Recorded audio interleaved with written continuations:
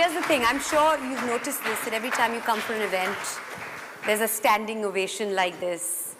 It's, you are referred to very often as a legend. How does that feel? That's a priceless feeling in itself, isn't it? Well, it feels very old to start off because to be called a legend, first of all, I don't believe I'm a legend, but to be called a legend, which means you have spent a lot of time on the field. On the field, depending on whichever stream you come from, whether you are from Bollywood, whether you are from cricket or any other sport, or business, banking, any sector.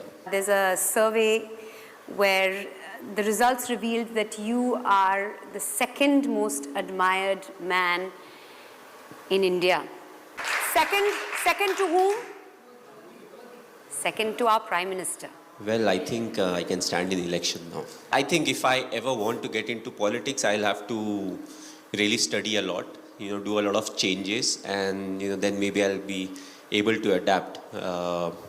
But it's a big thing to be admired by so many people, and thanks to cricket. If I was not playing cricket, I don't think there'll be so many people who would be admiring me. And a lot of times people say, "Oh, you are very lucky." I love when people say that, and I just tell them, it's not like I am lucky. It's just that the number of people I meet and the connect that I have with the people, they are the ones who pray for me. And that's why I'm so lucky. It's not like, I was born lucky, but over the years it has happened that, whenever there's a 50-50 scenario, more often than not, it turns in the favor of us, whether it's me as an individual or as a team. So, being lucky is important, but at the same time, I think the admiration and it's something, you feel a lot more satisfied looking at, the kind of ovation you get wherever you go and the kind of love and affection that people show towards you.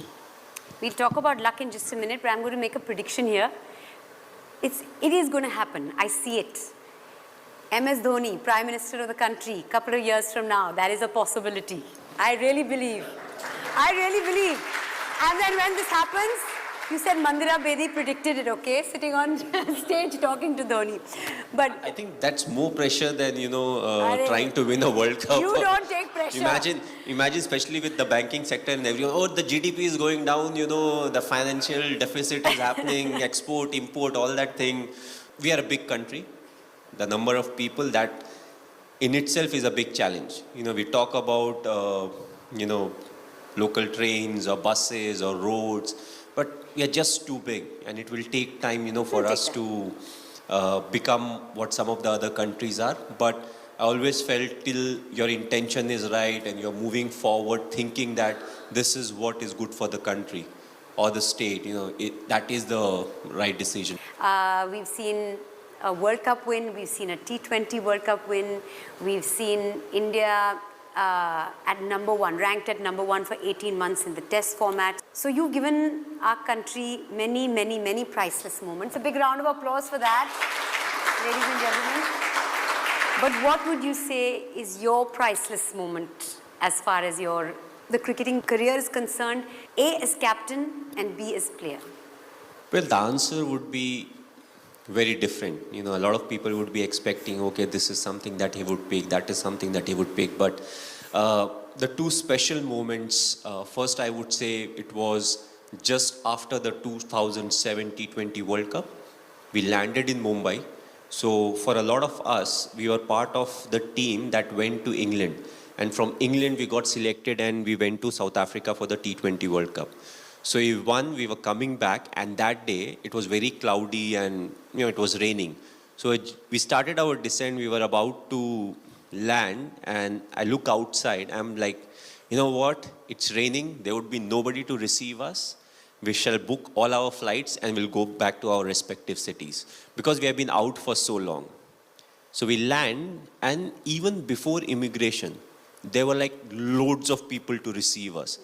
And I still remember, we were in a double-decker bus. It was an open-top bus. No one can forget that experience. Raining, cloudy. Yes, and it took us literally 5 hours from the airport to the Wankhede Stadium.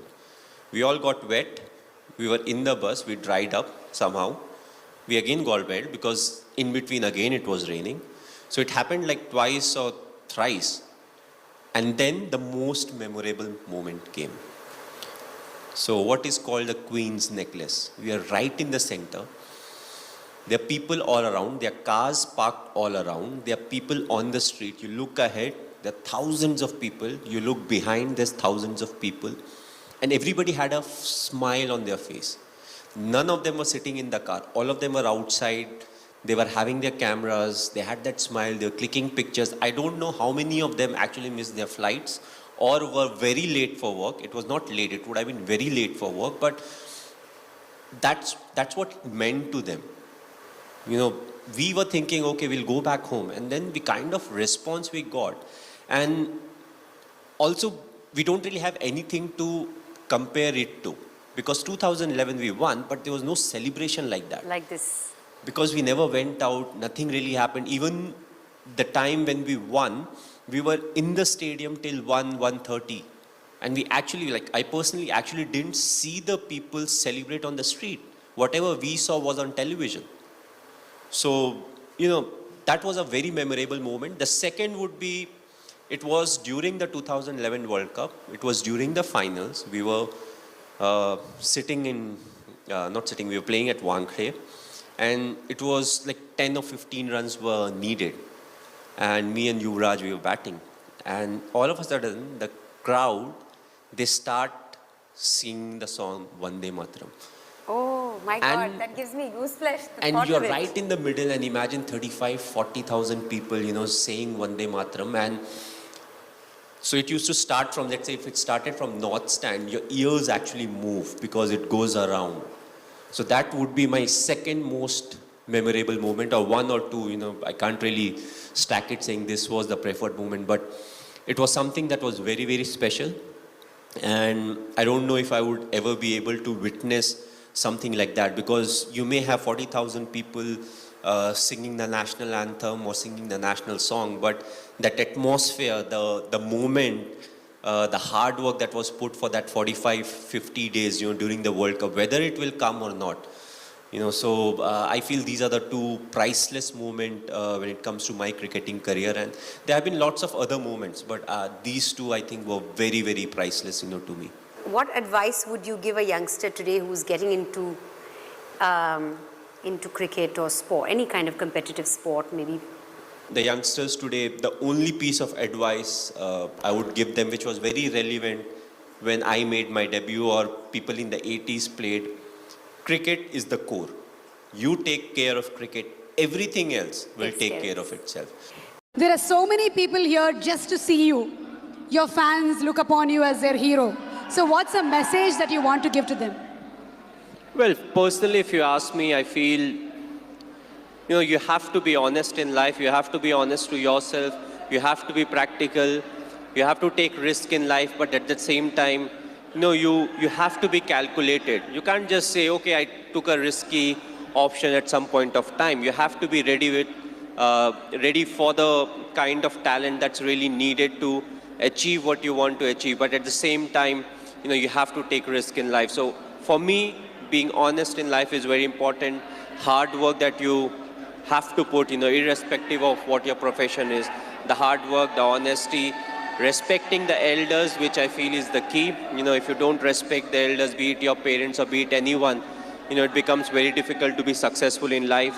Being humble, try to be, when you enter, let's say, any big building, right from the first man you meet to maybe the managing director, you have to be the same to each and everyone. So that's what life is all about. Go through the difficult periods, fight it out.